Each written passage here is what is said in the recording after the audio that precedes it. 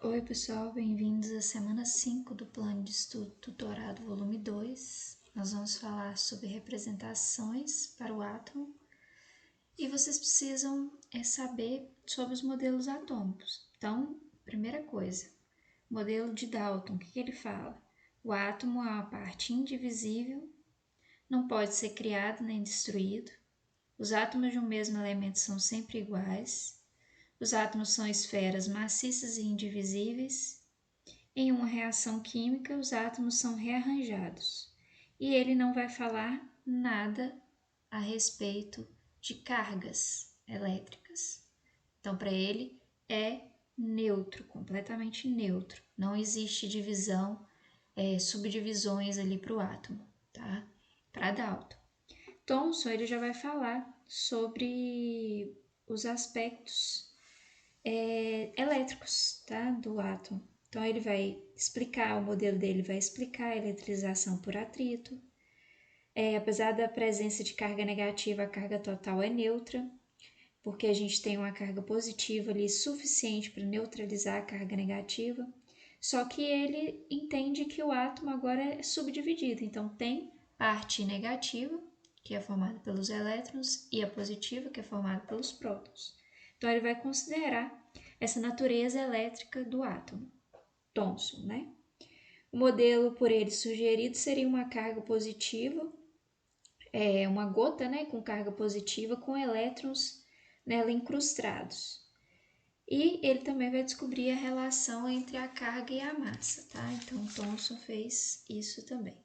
Para o modelo de Rutherford, a gente tem o modelo planetário. Você tem no centro ali, como se fosse, representaria o Sol, né? No centro é um núcleo positivo e o seu redor girando em torno daquele ali, assim como os planetas giram em torno do Sol, estariam os elétrons. E aqui embaixo vai falar sobre o modelo de Rutherford-Bohr, né? O modelo de Rutherford-Bohr ou modelo de Bohr, tá? Em alguns lugares vocês vão encontrar só com o nome de Bohr. Na verdade, o mais correto é colocar Rutherford-Bohr, porque Bohr ele corrigiu alguns problemas que existiam lá no modelo de Rutherford. Então, ele propôs alguns postulados para corrigir problemas que o modelo de Rutherford apresentava. Então, o que vocês têm que prestar atenção? Quais são esses postulados? Ele fala o seguinte: os elétrons se movem ao redor do núcleo em um número limitado de órbitas bem definidas, que são denominadas órbitas estacionárias. Movendo-se uma órbita estacionária, o elétron não emite nem absorve energia. Então, enquanto ele está ali naquela órbita, ele não vai emitir energia, nem vai absorver.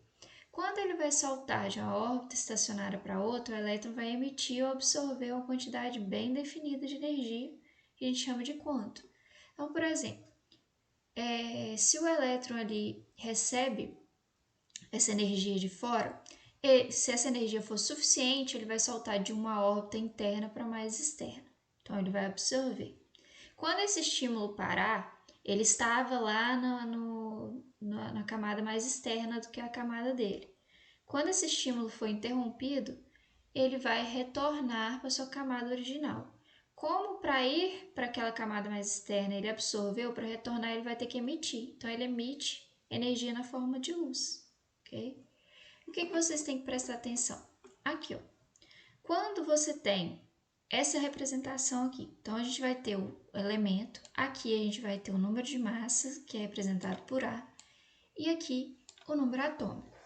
Se ele estiver neutro, né, o número atômico vai ser igual ao número de prótons e de elétrons. Então, Z vai ser igual a P, que é igual a E, quando ele está neutro, tá? Agora, se não estiver neutro, o número de elétrons e prótons vão ser diferentes. O número atômico vai sempre ser igual ao número de prótons, mas o número de elétrons vai se modificar, porque ali você vai retirar ou receber elétrons. Se você tiver mais elétrons do que prótons, você é um ânion, você tem carga negativa. Se você tiver mais prótons que elétrons, é um cátion, que tem mais carga positiva. Então, prestar bastante atenção. Aqui é o número de massa, aqui é o número atômico. Lembrando que você pode calcular, aqui ó, você tem A é igual a P mais N. Se você tiver o número de massa, que é dado aqui, né, quando você determina o elemento, que é 40 aqui, por exemplo, e o número de Z, que é igual ao número de P, né, você pode achar o número de nêutrons. Basta você pegar 20, o 20 vai passar para cá, menos 20. Então, 40 menos 20, número de nêutrons igual a 20. Mesma coisa aqui, ok? Então, para você calcular o número de nêutrons, você usa essa fórmula aqui.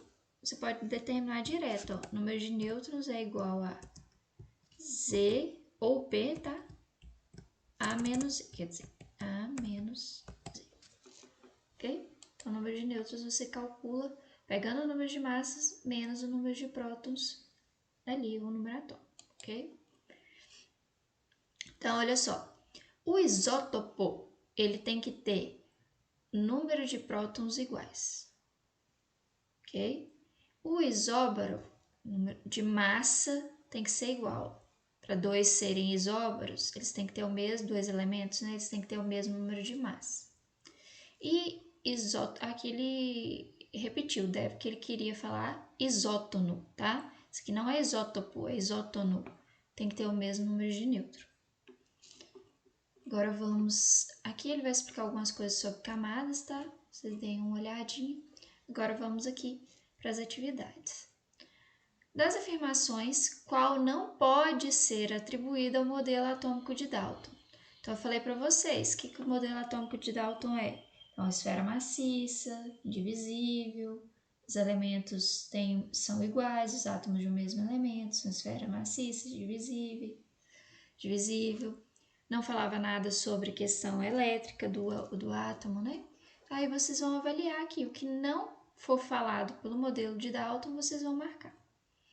A luz emitida por lâmpada de sódio ou de mercúrio da iluminação provém de átomos que foram excitados. Lembra que eu falei para vocês? Em qual modelo que fala que um átomo, para sair de uma camada e ir para outra, ele tem que receber energia, e quando ele retorna, ele emite essa energia na forma de luz?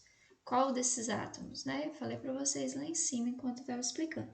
Qualquer dúvida é só voltar aqui na página 92 e ler essa parte aqui.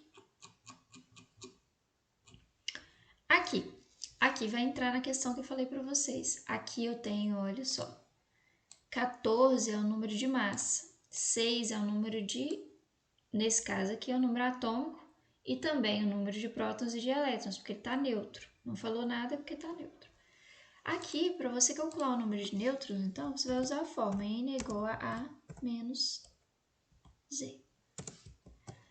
Ó, o número atômico é 14, ó, o número atômico é 6, o número de massa é 14, então 14 menos 6 você acha o número de nêutrons. Qual que é o número de massa? Tá aqui, ó, 14. Qual que é o número de atômico? 6. E o número atômico também, nesse caso aqui, te dá o número de prótons e também o número de elétrons. Então, 6 aqui serve para tudo. Faça essa conta e encontre o resultado. Aqui você vai usar a mesma coisa. Ele quer saber qual que é o número, seu número atômico e o número de massa são, respectivamente. Ó, se ele não falou nada é porque está neutro. Então, eu falei para você, Z, que é o número atômico, é igual a P, que é o número de prótons, que é igual ao número de elétrons. Então, quanto que vale o número atômico aqui?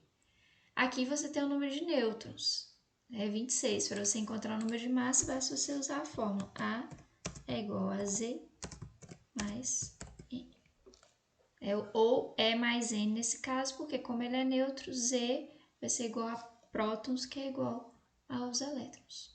O número de prótons e o número atômico e o número de elétrons é o mesmo e é igual a 22. E para você achar o número de massa, o número de nêutrons, né? Você tem aqui que ele te deu 26. Para você achar o número de massa, basta você somar esses dois aqui, ok? A 5 agora. O que vocês têm que prestar atenção aqui em 1, ó? Então, quer dizer que aqui ele está carregado. Como que ele está carregado? Olha, ele tem mais carga positiva do que negativa. Então, ele é um cátion. Tá? 13 maior que 10.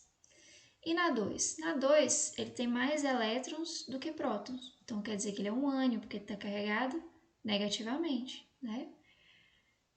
E na 3? Na 3 ele tem, de novo, mais prótons do que ele tem de elétrons. Então, também cátion, né? Porque tem mais carga positiva do que negativa.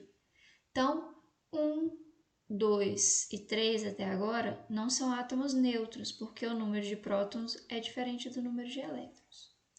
4, 92 prótons, 92 elétrons. Então, aqui a gente tem um átomo neutro, porque o número de prótons é igual ao número de elétrons, então essas cargas vão se anular e vai permanecer neutro, né? Aqui 92 e aqui 92. Então, também neutro, o 4 e 5 são neutros. E como que você sabe, igual na aqui, tem que ser o mesmo elemento químico? Para ser o mesmo elemento químico, você vai comparar quem tem o mesmo número de prótons. Ah, que átomos estão eletricamente neutros? Aqueles que tiverem o número de prótons iguais ao número de elétrons. Só olhar aqui na tabela. Comparei 4, 5, 3. Qual espécie é o mânio? Então, carga elétrica negativa. Para ser um ânion, o número de elétrons tem que ser maior do que o número de prótons. E que átomos são isótopos? Então, tem que ter o mesmo número de prótons. Aqueles que tiverem o mesmo número de prótons são isótopos. Você vai olhar aqui, ó. Quem tem o mesmo número de prótons? Qual espécie é um cátion? Para ser cátion, o número ali de prótons tem que ser maior do que o de elétrons. Aí você vai olhar aqui, ó, quem que o número de prótons é maior do que o número de elétrons? Você vai comparar, né, para cada linha. Pessoal, só isso. Qualquer dúvida, entre em contato.